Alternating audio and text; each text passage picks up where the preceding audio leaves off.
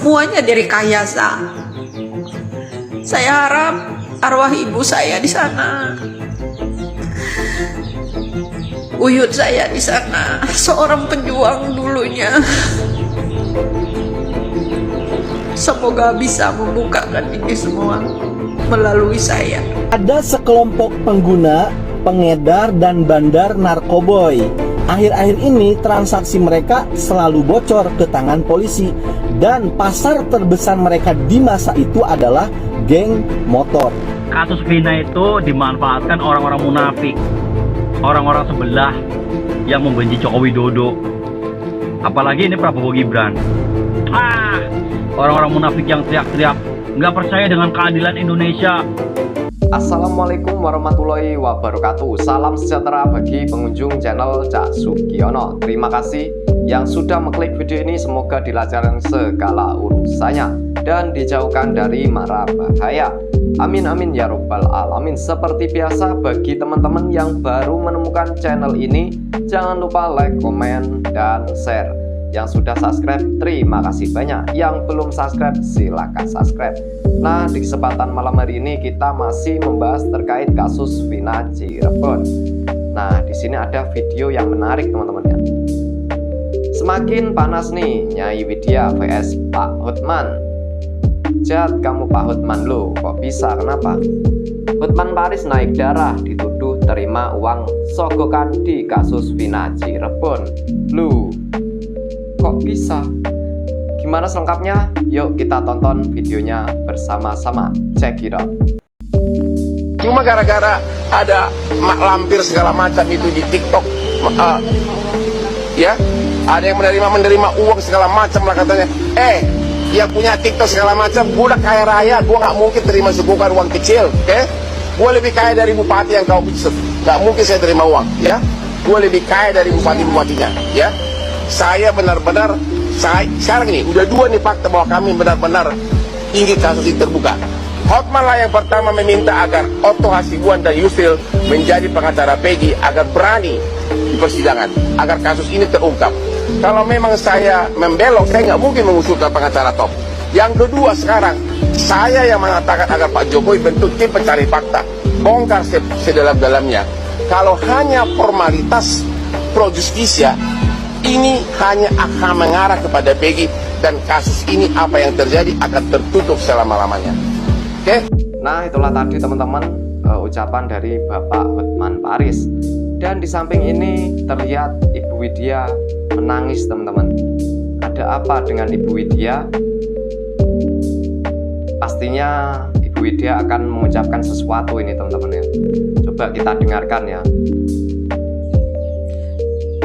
Curahan saya untuk Bapak Presiden Republik Indonesia. Sebelum berakhirnya nyawa saya di dunia ini karena banyaknya tekanan intimidasi, ya Pak, saya harap Bapak Presiden dan Kapolri membenahi undang-undang, pasal-pasal tentang hukum di negara ini. Itu satu. Tegakkanlah Pancasila itu dengan kokoh, dengan teguh, Pak. Pertama, ketuhanan yang Maha Esa. Apabila pejabat-pejabat itu, para hukum itu memiliki Tuhan, saya harap mereka punya Tuhan, karena sumpah mereka itu mengatasnamakan Allah. Allah itu tidak bisa dibohongi. Allah itu tidak bisa dibohongi. Kedua, jangan di atas uang. Sumpahnya seorang para pejabat, para penegak hukum itu di atas uang. Saya butuh keadilan di negara ini. Hukum itu seakan-akan menyayat saya saat ini. Kedua, kemanusiaan yang adil dan beradab. Berikan keadilan pada manusia-manusia yang ada di Indonesia ini. Saya bukan siapa-siapa, saya hanya diturunkan Allah ke bumi ini.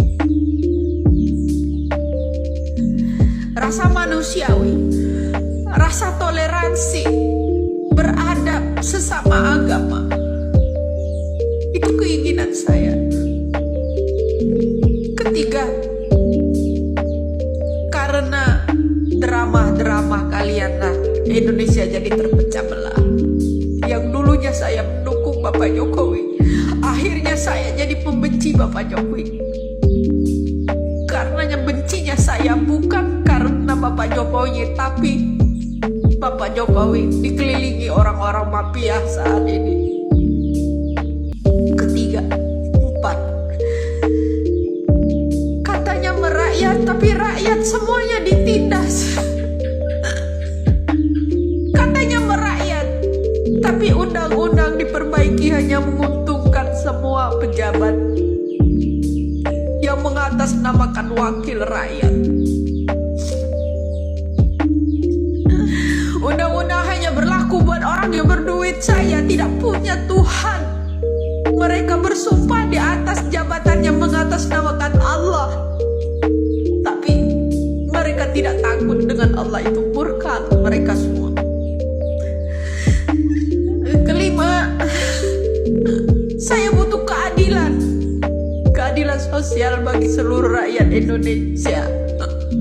Saudara-saudara kita, Bapak, banyak yang tidak terungkap pembunuhannya, banyak yang tidak terungkap korupsinya. Di mana letak keadilan itu, Pak? Tolong Pak Presiden, tolong Bapak Kapolri. Saya manusia biasa. Saya manusia biasa, bukan keturunan para konglomerat. Tapi saya butuh keadilan, terutama orang-orang yang udah dijadikan tersangka yang tidak bersalah. Arwah Pina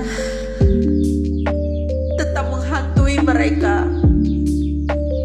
Janganlah gengsi. Saya butuh keadilan di negara ini, Pak.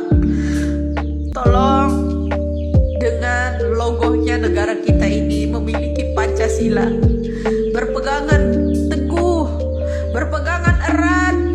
Janganlah dipecah belah karena undang-undang kalian.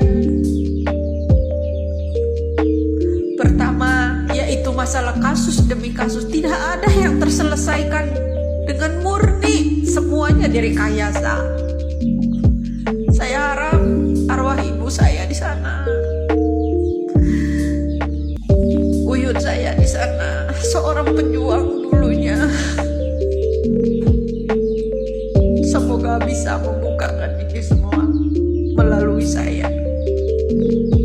Mudah-mudahan kalian semua paham apa yang saya inginkan. Doa saya hari ini, pagi ini, agar terkuat segera, agar selesai.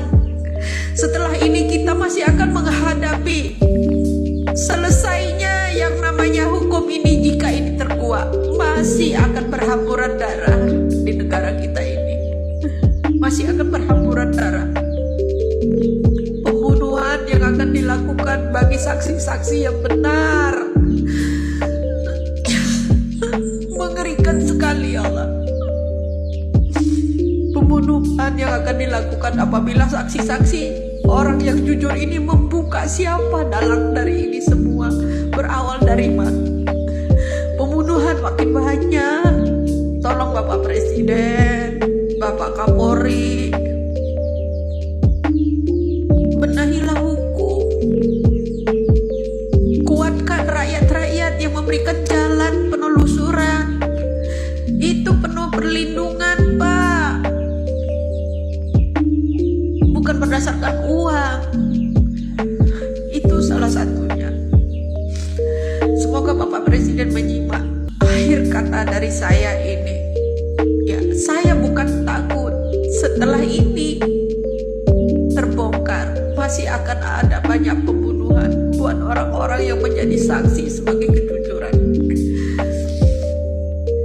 Ya, orang-orang yang mengintimidasi saya itu akan semakin kejam.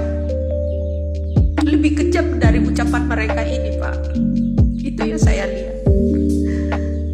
Semoga Bapak Presiden sehat, Bapak Kapolri sehat, bisa menyimak konten saya ini yang terakhir bicara tentang apabila kelak saya diintimidasi, diculik orang, dibunuh orang, apakah Bapak tetap berpangku tangan diam? Tapi insya Allah, Allah akan membalas itu semua. Allah akan membalas itu semua segera. Saya tidak pernah takut mati. Nyawa saya hanya pada Allah. Ketika saya esok dijemputnya, saya ingin Indonesia ini berlaku adil. Arwah saya tetap akan bicara melalui siapapun itu suatu saat. Terima kasih. Nah teman-teman, terlihat ya tadi Ibu Widya menangis, dan itu tadi harapan Ibu Widya di kasus ini. Dan untuk video selanjutnya ada pria. Inilah motif pembunuhan Eki Vina paling masuk akal. Coba kita dengarkan teman-teman ya. Ada sekelompok pengguna, pengedar, dan bandar narkoboy.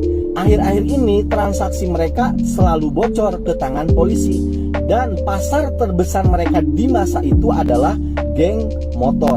Nah, mereka mencurigai kenapa ini selalu bocor transaksinya. Mereka mencurigai satu anak inisial E, yang kebetulan bapaknya si E ini berdinas di reserse narkoba.